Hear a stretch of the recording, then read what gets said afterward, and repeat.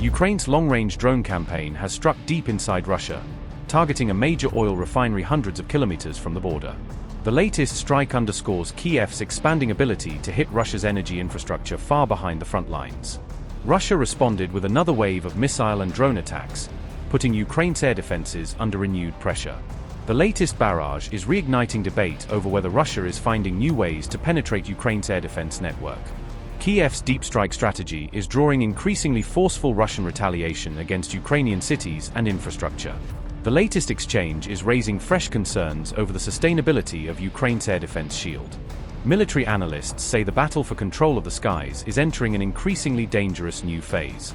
Ukraine struck one of Russia's largest oil refineries for the second consecutive night during a long-range drone attack on August 6. Ukrainian drones targeted the Slavneft-YANOS oil refinery in Russia's Yaroslavl region, one of the country's key fuel processing facilities. The refinery is located more than 700 kilometers from the Ukrainian border, highlighting Kyiv's growing ability to conduct deep strike operations. The Slavneft-YANOS refinery processes around 15 million metric tons of crude oil each year, making it one of Russia's largest refining complexes. President Volodymyr Zelensky said the refinery plays an important role in financing Russia's war effort and praised Ukraine's long-range strikes. The latest attack followed multiple earlier drone strikes on the same refinery this year, including 4 reported attacks during May. Hours before the refinery strike, Russian forces launched another large-scale overnight barrage of missiles and drones against Kyiv. According to Ukrainian authorities, Russia fired 24 ballistic missiles, 4 hypersonic missiles and 115 Shahed attack drones during the assault. Zelensky said none of the ballistic or hypersonic missiles were intercepted and again urged allies to accelerate deliveries of air defense systems. Russian military bloggers claimed Moscow now enjoys growing air superiority across several sectors of the front line in eastern Ukraine. Reports also said Russian bombers once again operated close to the front, dropping heavy FAB series glide bombs on Ukrainian positions. A viral video appeared to capture Russia's deadly Iskander-M ballistic missile being launched during combat operations. Armed with a cluster warhead, the footage reportedly showed the Iskander-M causing widespread destruction during strikes targeting Kyiv. Ukraine claimed Russia launched 24 ballistic missiles and 115 jet-powered drones during the large-scale assault on August 5. Powerful explosions echoed across Kyiv as Russian forces fired successive waves of ballistic missiles throughout the overnight offensive. Moscow said its forces successfully struck logistics hubs and military supply centers in Kyiv, as well as other Ukrainian regions. At least 18 people were reportedly killed in Kyiv following what officials described as Russia's latest wave of retaliatory strikes. According to President Zelensky, Russia primarily targeted warehouses, critical infrastructure and a railway station during the latest bombardment. Russian drones also reportedly set a Ukrainian armed forces logistics hub ablaze during a separate strike in the Sumy region. At sea, Russian forces also targeted Ukrainian ports, maritime infrastructure and vessels allegedly supporting Kyiv's military operations.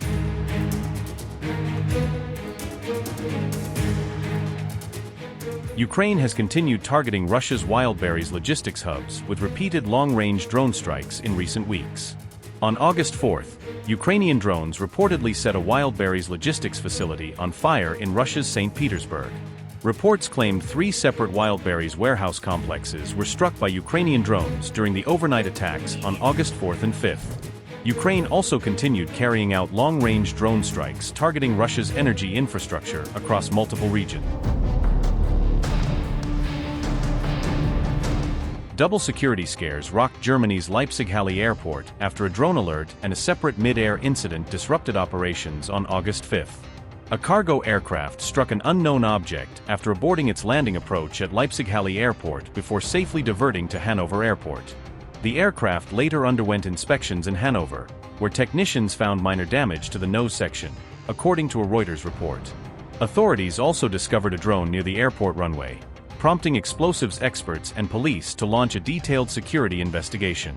According to Bild, X-ray examinations reportedly found a detonator inside the drone, although authorities have not officially confirmed that claim. The drone was reportedly found close to an Antonov Airlines cargo aircraft that has been operating from Leipzig-Halle since 2022. Ukraine's ambassador to Germany questioned the incident, asking, "Who else could it be but Russia?" while commenting on the developing investigation. Ambassador Alexei Makiev said Russia had been conducting what he described as a long-running hybrid war against European countries. The incident forced several flights to divert while police temporarily closed Leipzig-Halle Airport's southern runway during the security operation. Leipzig-Halle serves as a major logistics hub for DHL and also functions as an important operating base for Antonov Airlines' cargo fleet. German authorities have previously linked drone sightings over sensitive military and industrial sites to suspected Russian sabotage activities. Russia has denied responsibility, while German investigators continue examining both the drone discovery and the separate mid-air incident.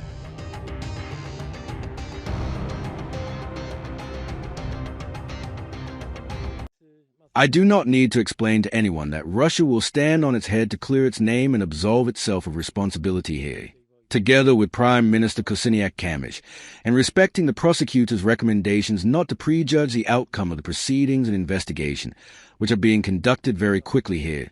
We are of course not making a final determination. However, according to the assessment of military experts, the vast majority of traces, including the elements found, indicate the Russian Kh-101 missile.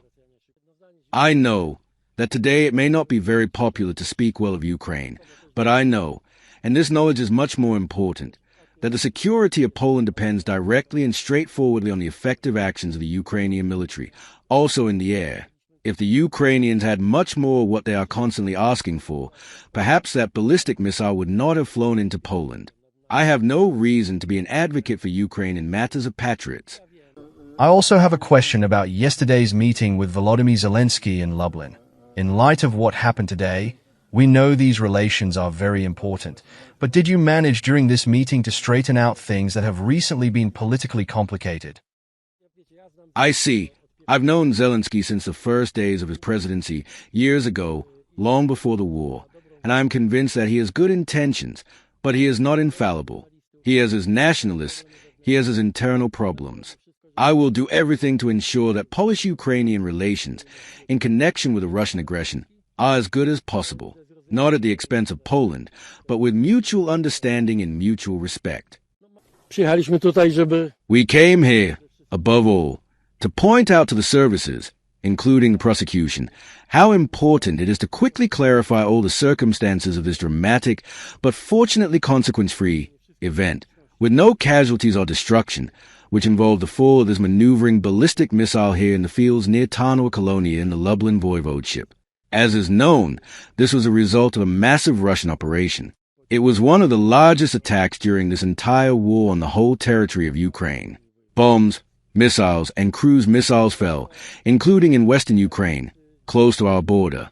As you already know, this is also clearly evident from the reports of our officers and generals, who have been on alert throughout the night, roughly since midnight, when confirmed information came in that the Russians were preparing such a massive attack.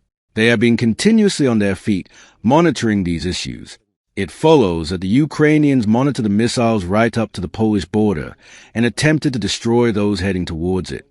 There is no reason to believe that the target was Poland, but two of these objects violated Polish airspace.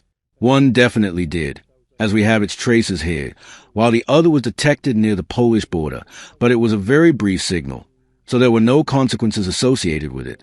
The soldiers were ready to shoot it down if the missile directly threatened built-up areas. Fortunately, it quickly fell in a location before any action was taken. The decision was not to shoot it down over an uninhabited area. Upgrade your news experience with the all-new HT app. Download now.